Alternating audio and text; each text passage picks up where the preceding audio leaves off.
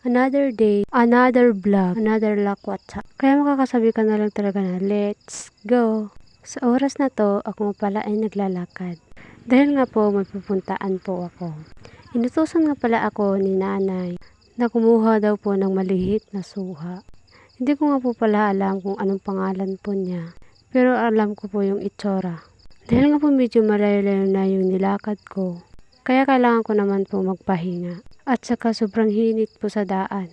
Kaya pahinga muna po ang person. Hindi ko nga po alam kung anong iniisip ko dyan. Basta ganun, hindi ko po alam. Hanggang nakarating na po pala ako dito sa loob ng bahayan. Ito nga po pala yung bahay namin noon.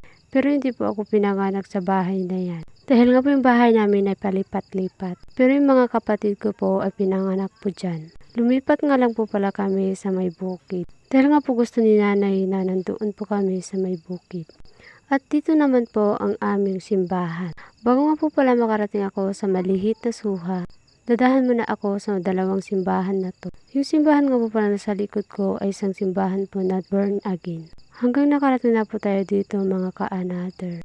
Kaso nga lang po parang wala pong laman yung malihit na suha. Ang tawag po pala sa amin ay kabugaw. Hindi ko po alam kung anong sa Tagalog po nun. Basta variety siya ng mga suha. Mas malaki po siya sa Sintores. Hindi na nga po pala ako umakyat kasi malayo din po sa sangay yung kukunin ko pong bunga. Baka po kasi malaglag po tayo. Kaya ito na po, nakakuha na po kay babay.